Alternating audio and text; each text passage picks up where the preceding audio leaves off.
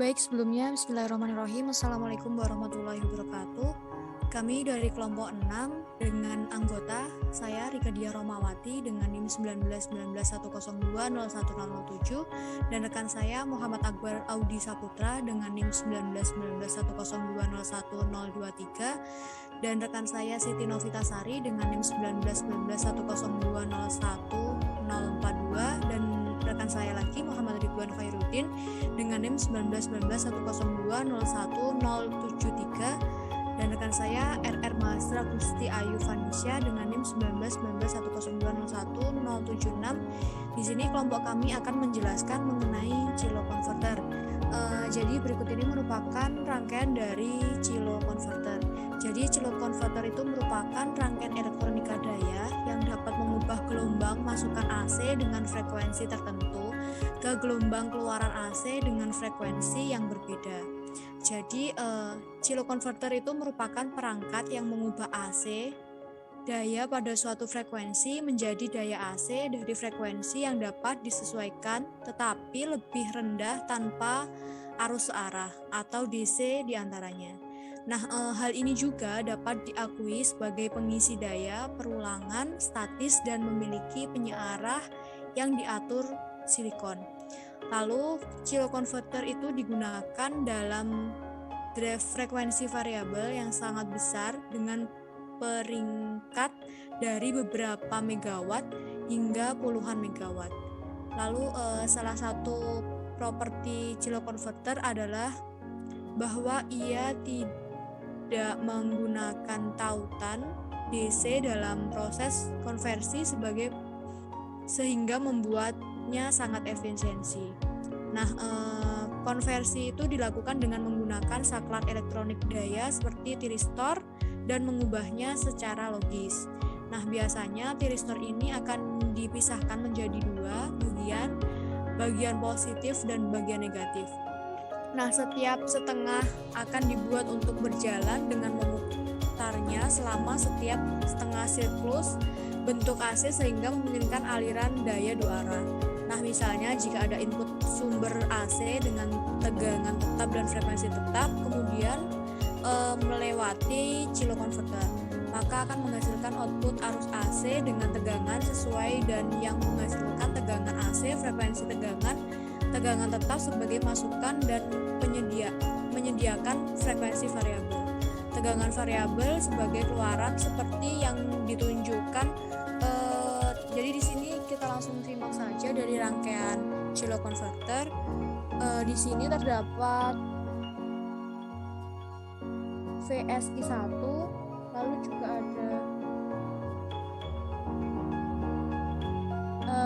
terdapat tegangannya itu menggunakan 1, 2, 3, 4, 5 tegangan. Lalu di sini ada dioda juga. Lalu di sini ada transformator. Nah, setelah itu di sini ada dioda. Setelah itu kita simulasikan. Nah, berikut ini merupakan hasil simulasi dari Cilo Converter. Di sini menghasilkan beberapa gelombang. Berikut ini. Setelah itu, selanjutnya akan dijelaskan oleh rekan saya.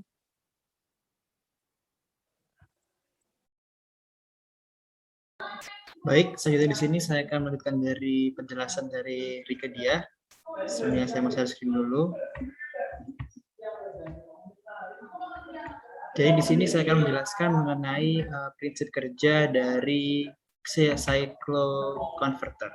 Untuk prinsip kerja dari cycle converter sendiri itu yaitu di mana dia ini mengubah frekuensi sumber rangkaian dengan cara dibagi menjadi dua rangkaian converter tiristor P dan rangkaian converter tiristor N, di mana dia itu akan bekerja secara bergantian. Pada tiristor P itu dia hanya akan merawatkan sinyal positif. Jadi apabila dilihat pada gelombangnya, yang dijelaskan itu merupakan bagian bukit.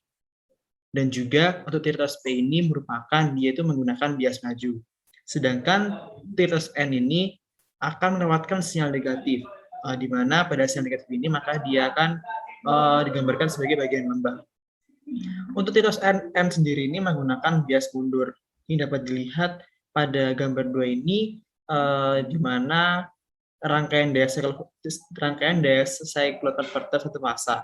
Untuk lebih mudah memahami dari kerja rangkaian ini, itu sehingga dapat menggunakan frekuensi sumber dengan cara membagi topologi ini menjadi dua buah rangkaian konverter tilisor P dan rangkaian konverter tilisor N, yang dimana dia itu akan bekerja secara bergantian, seperti dapat dilihat pada gambar 2B. Untuk konverter tilisor P, dia itu akan bekerja untuk membentuk arus keluaran pada saat periode positifnya. Sedangkan untuk konverter tilisor N, dia itu akan bekerja setelah membentuk arus keluaran pada periode negatif dari arus keluaran. Kemudian pada gambar 2 juga dapat dilihat bahwa untuk mengubah sumber tegangan AC 50 Hz menjadi frekuensi yang lebih rendah, yaitu 16,67 Hz, rangkaian konverter tiristor lengan kiri bekerja sedemikian rupa dengan memainkan sudut penyalaan selama 1,5 periode sumber. Untuk konverter tiristor lengan kanan, dia akan bekerja setelahnya.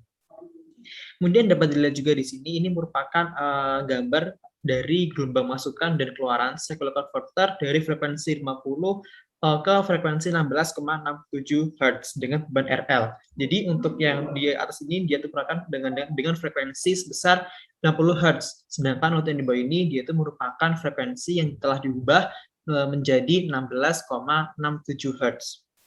Dan juga dapat dilihat di sini pada gelombang 4, di sini merupakan gelombang masukan dan keluaran cycloconverter dari frekuensi 50 ke frekuensi 10 Hz dengan beban RL.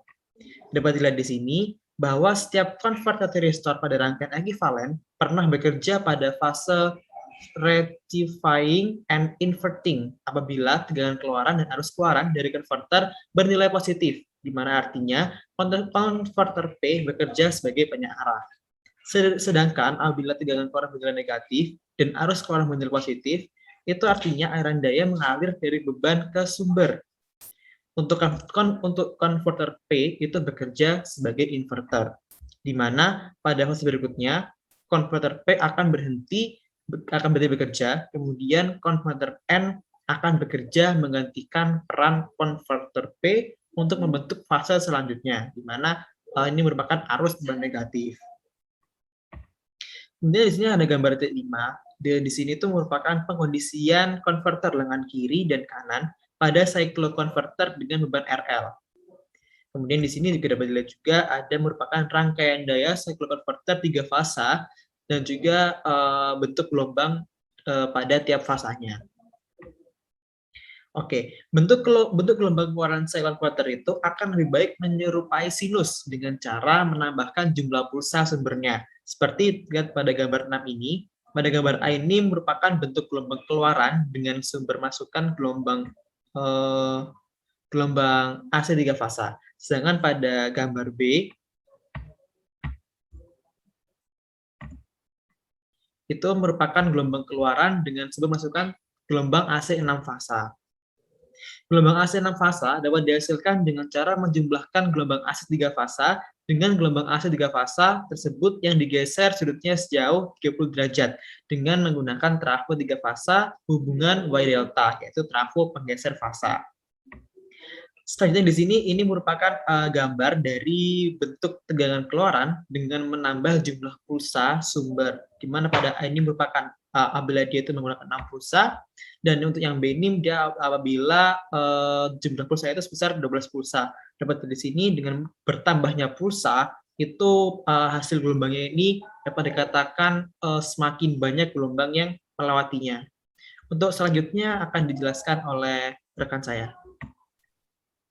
Baik, untuk jenis-jenis silo converter ada dua tipe, yaitu tipe mode blocking dan tipe mode sirkulasi.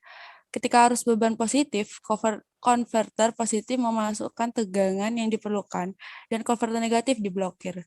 Misalnya, jika arus beban negatif, maka konverter negatif memasukkan tegangan dan konverter positif tersumbat. Operasi ini disebut operasi mode blocking. Pada silo converter yang menggunakan metode ini disebut blocking mode silo converter. Secara kebetulan, jika kedua konverter diaktifkan, maka suplai akan short circuit. Untuk menghindari hal ini, intergroup reaktor atau IGR harus terhubung di antara konverter. Jika kedua konverter diaktifkan, maka arus sirkulasinya akan dihasilkan. Ini searah karena SCR ini membiarkan arus mengalir hanya dalam satu arah. Pada silo konverter yang menggunakan pendekatan ini disebut circulating current converter. Terdapat mode blocking silo converter. Mode blocking silo converter ini tidak memerlukan reaktor antar kelompok. Bergantung pada polaritasnya, salah satu konverter diaktifkan. Operasi mode pemblokiran ini memiliki beberapa kelebihan dan kekurangan dibanding operasi mode sirkulasi. Kemudian terdapat mode sirkulasi silo converter. Kedua konverter ini beroperasi setiap saat dalam kasus ini. Kerugian besar adalah IGR diperlukan. Jumlah perangkatnya yang terhubung ke ini ada 2 kali lipat daripada blocking arus silo converter. Kemudian terdapat step up silo converter. Step up silo converter ini seperti namanya, CCV, jenis ini memberikan frekuensi keluaran yang lebih besar daripada frekuensi masukan, tetapi tidak banyak digunakan karena tidak memiliki banyak aplikasi partikel. Selanjutnya akan dijelaskan oleh teman saya.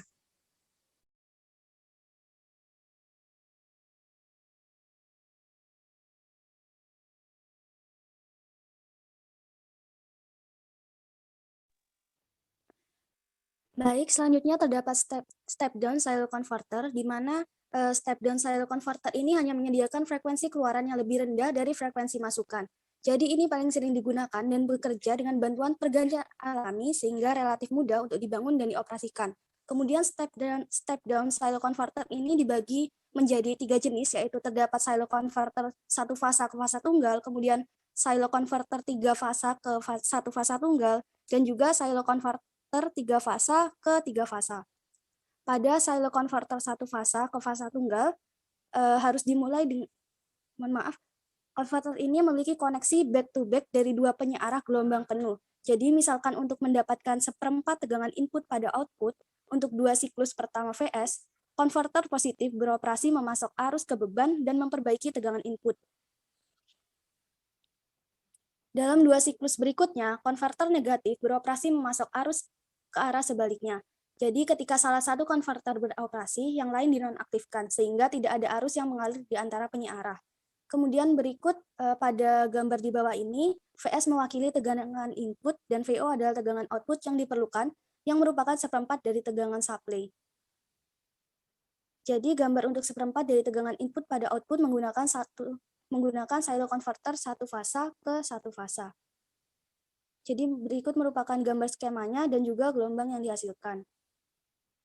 Kemudian silo converter 3 fasa ke satu fasa tunggal menerapkan tegangan yang diperbaiki ke beban. Silo converter positif hanya akan memasok arus positif, sementara konverter negatif hanya akan memasok arus negatif.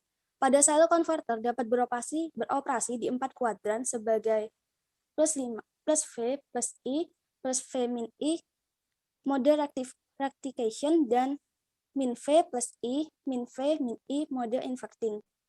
Polaritas arus menentukan apakah konverter positif atau negatif arus I supply daya ke beban. Ketika ada perubahan dalam polaritas arus, konverter yang sebelumnya memasok arus dinonaktifkan dan yang lainnya diaktifkan. Selama pembalikan polaritas arus, tegangan rata-rata yang disuplai oleh kedua konverter harus sama.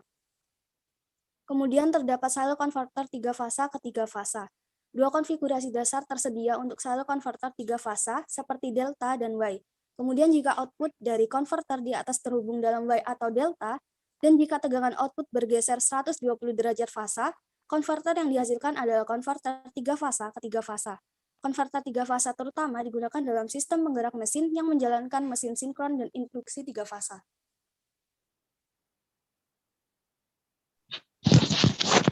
Oke, di sini terdapat skema dasar dari cycloconverter sendiri. Dapat kita lihat gambar di sini merupakan skema dari cycloconverter di mana inputnya sendiri itu terhubung ke 30 dan 31 yang dapat dilihat pada gambar.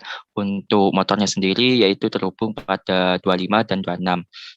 Di mana hal ini bergantung pada pulsa pemicu yang diumpankan ke satu set 8 SCR antara gerbang dan katoda, sehingga kita akan mendapatkan F atau setengah F atau sepertiga F.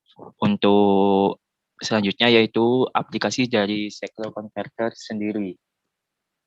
Untuk yang aplikasi dari cyclo converter ini banyak pengaplikasiannya, di mana yang pertama untuk pabrik penggilingan, mesin cuci berat, mine winders, saluran listrik, HVDC, pasokan tenaga pesawat, generator, VAR, statis, dan sistem penggerak kapal, di mana cyclo converter ini menghasilkan tegangan output yang harmonik, yaitu harmonik penuh, sehingga saat digunakan untuk menjalankan mesin AC, induksi kebocoran dari mesin menyaring sebagian besar harmonik frekuensi tinggi dan mengurangi tegangan harmonik organ rendah.